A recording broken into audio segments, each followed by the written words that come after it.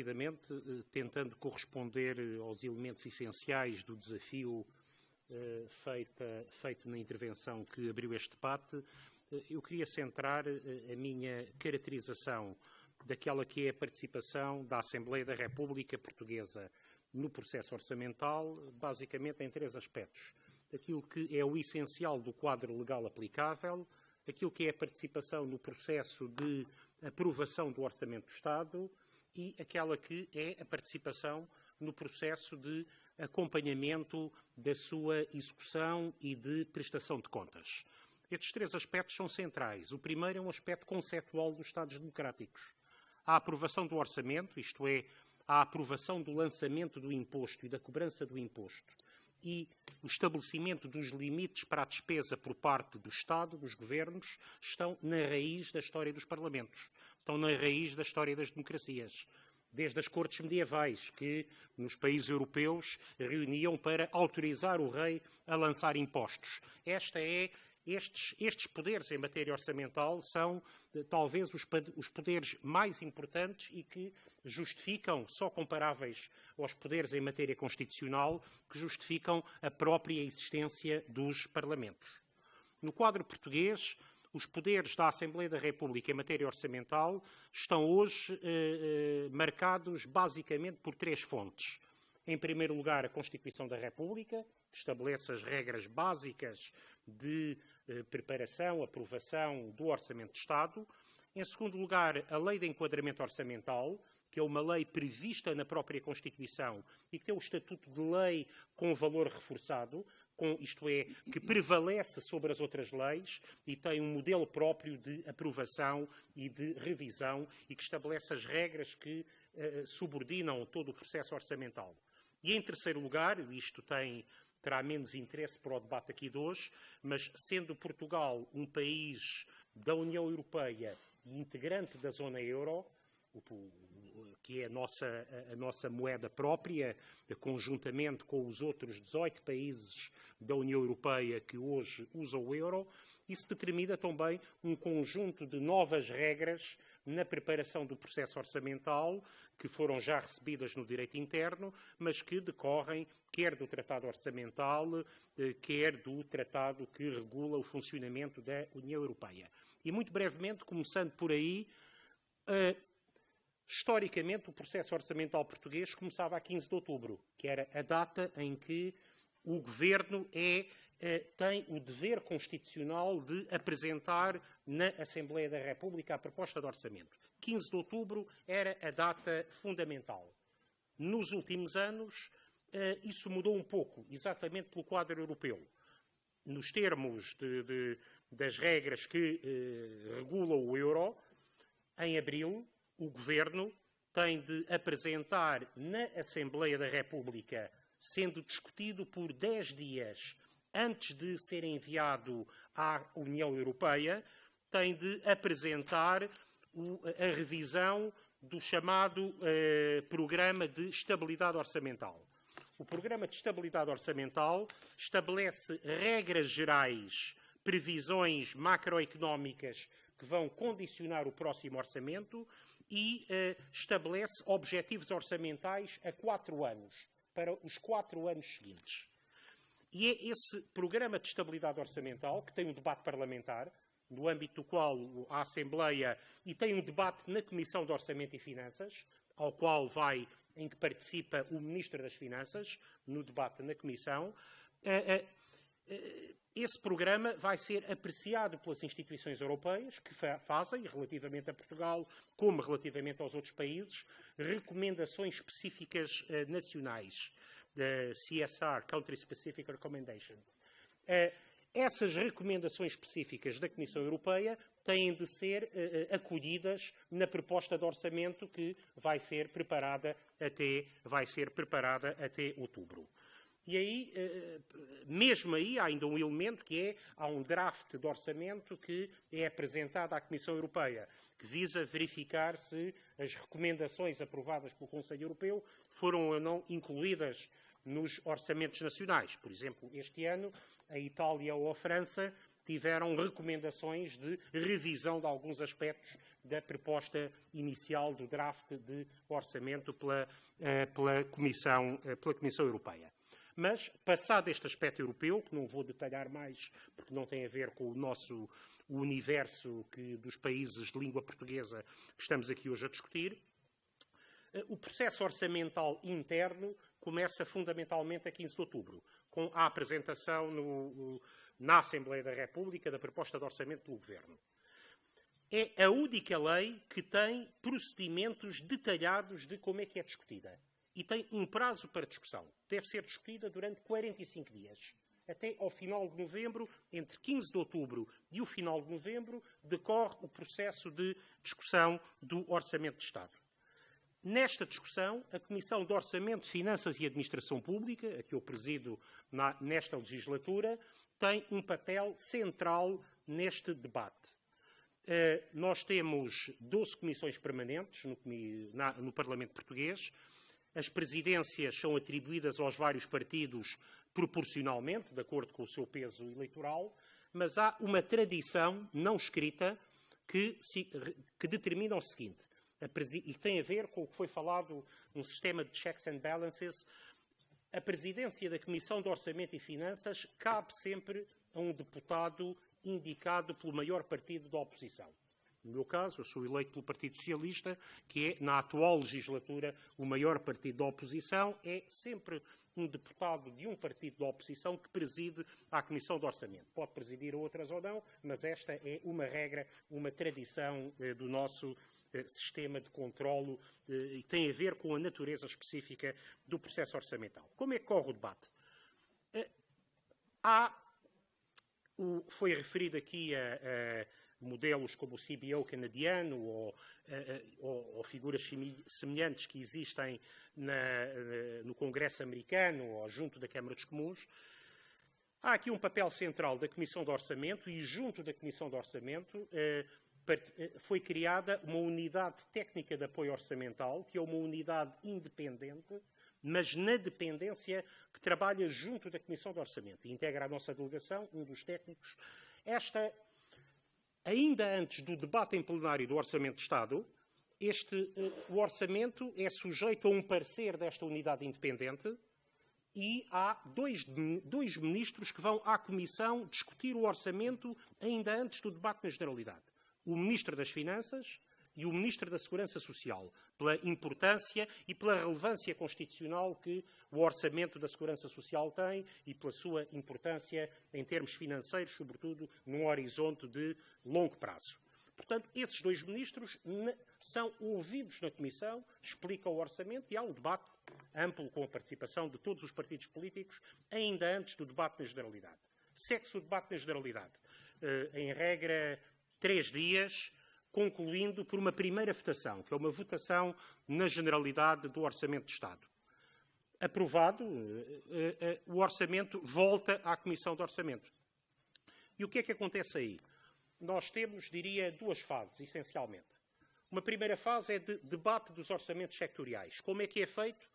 Todos os ministros, uma manhã ou uma tarde a cada um, são discussões por vezes longas. As mais simples, normalmente, são áreas mais consensuais, como negócios estrangeiros ou defesa, com menos importância, duram 3 horas. Orçamentos mais complicados, saúde, educação, economia, são discussões que levam 5, 6 horas, em regra. Numa manhã ou numa tarde, a nossa Comissão, por exemplo, Saúde, com os colegas da Comissão de Saúde, fazemos uma audição em que o Ministro explica não só o orçamento, mas as prioridades de política para o próximo ano. E são discutidos. Orçamento da saúde num dia, educação, economia, defesa, enfim, seguindo todos os ministérios na estrutura do Governo. Isso é feito na Comissão de Orçamento e acaba com o último a ser ouvido, é novamente o Ministro das Finanças, acabando este ciclo.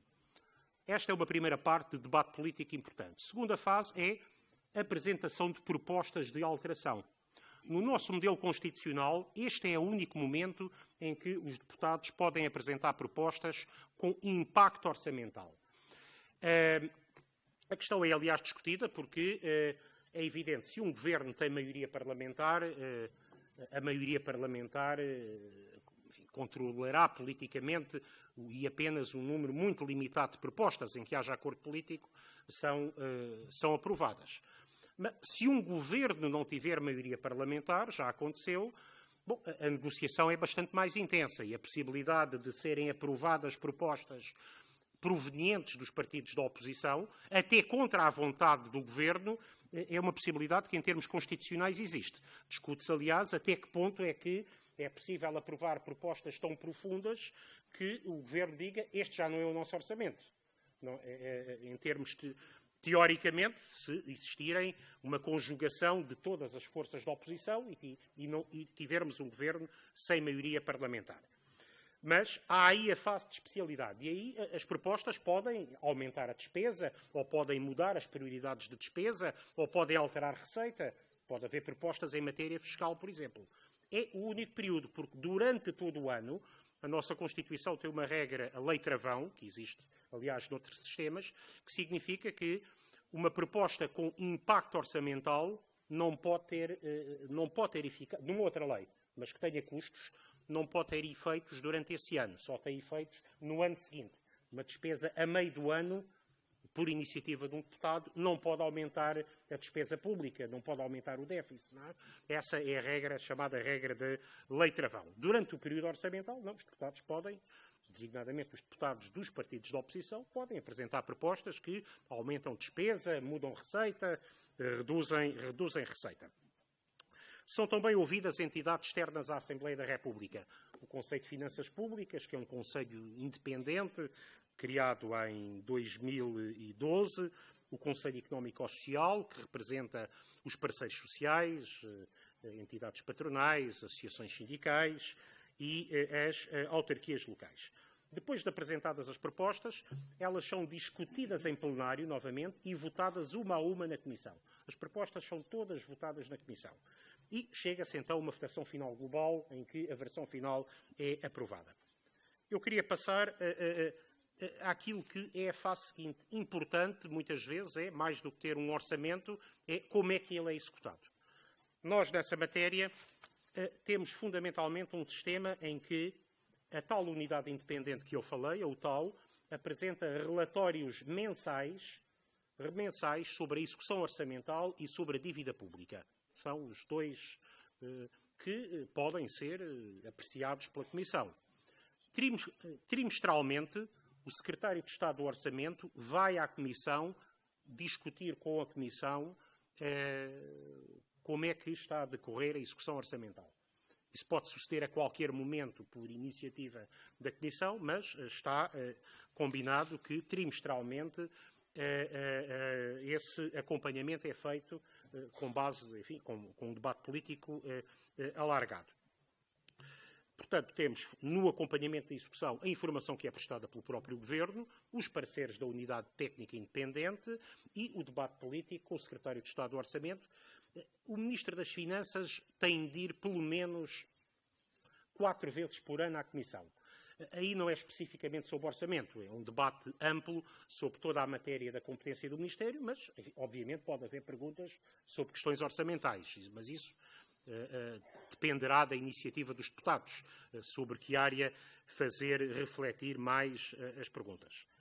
Ao longo do ano também pode haver lugar a orçamentos retificativos. Se existir um orçamento retificativo, o processo é mais simplificado, mas segue em parte aquilo que eu descrevi para o orçamento original. Portanto, há um debate de especialidade, aí depende da área que trate, os ministros que são chamados, se é só o Ministro das Finanças ou se há algum ministro setorial que seja chamado também a debater com a Comissão. Finalmente, acabamos a execução do orçamento, temos outro momento decisivo, que é o da prestação de contas. Na prestação de contas, o Governo deve apresentar a Conta Geral de Estado até 30 de junho do ano seguinte e o Tribunal de Contas apresenta o seu parecer sobre a Conta Geral de Estado, que está previsto na Lei de Enquadramento e que é aqui um elemento central, até dezembro do ano seguinte àquele a que respeita o orçamento. temos vindo a tentar antecipar estas datas. O objetivo que temos na Assembleia da República, ainda não foi conseguido em termos de lei, é antecipar estes prazos, quer da apresentação da conta pelo Governo, quer da apresentação do parecer, de forma que, quando o orçamento seguinte for discutido, isto é, que o parecer sobre a Conta Geral do Estado já existe em outubro, isto é, quando iniciarmos a discussão do orçamento para o ano seguinte. Ainda não atingimos esse objetivo, mas é um objetivo importante, quer para o Parlamento, quer, sabemos também, para o Tribunal de Contas, mas aí o Sr. Conselheiro Pinto de Almeida amanhã provavelmente falará desse tema que não o vou desenvolver mais. Também aí, cabe à Assembleia, a Assembleia não está subordinada ao parecer do Tribunal de Contas. Com base nesse parecer e do debate que é feito, a Assembleia aprova a Conta Geral do Estado. Antigamente, este debate era feito, chegou a ser feito com uns anos de atraso e não era muito valorizado. Aquilo que eu julgo que tem vindo a acontecer, e é positivo nos últimos anos, é que se tem dado cada vez mais importância não só ao orçamento como grande debate político, mas também cada vez mais no orçamento a objetivos de médio prazo por efeito das obrigações europeias.